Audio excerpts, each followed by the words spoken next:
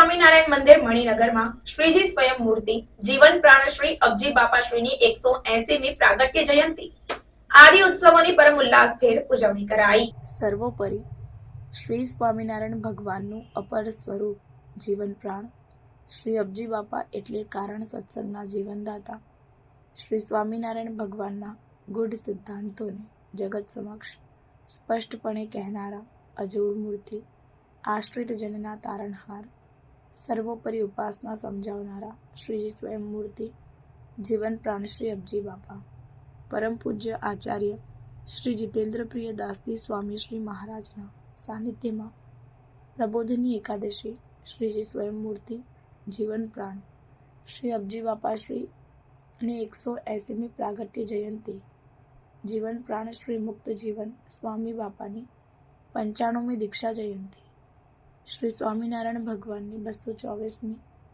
ભાગવતી મહાદીક્ષા જયંતિ 225મી પટ્ટાભિષેક દિન ધરમદેવની 285મી પ્રાગટ્ય જયંતિ નિમિત્તે પૂજન અર્ચન આરતી ધૂન ઉજવણી કરાઈ હતી।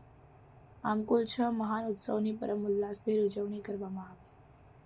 આ અનમોલ અવસરે પરમ પૂજ્ય જ્ઞાન મહોદધિ આચાર્ય સ્વામી મહારાજે આશીર્વાદમાં જણાવ્યું કે દરેક દેહધારી આધિ વ્યાધિ અને ઉપાધિથી રહિત થવા માટે ભગવાનનું નામ સ્મરણ, ધૂન, ભજન અને ભગવાનનું ચિંતન છે। જન્મ મરણ મહારોગ છે। સ્વામિનારાયણ મહામંત્રનું જીભેથી સ્મરણ કરવાથી જન્મ મરણનો રોગ ટળે છે। તદુપરાંત અંતરશાંતિની પ્રાપ્તિ થાય છે। જેટલું ભગવાનની મૂર્તિનું ચિંતન સ્મરણ થશે એટલું જીવનમાં બેઠા આનંદની પ્રાપ્તિ થશે। જેટલું સ્મરણ થાય છે એટલી ભગવાનમાં લાગણી લાગે છે।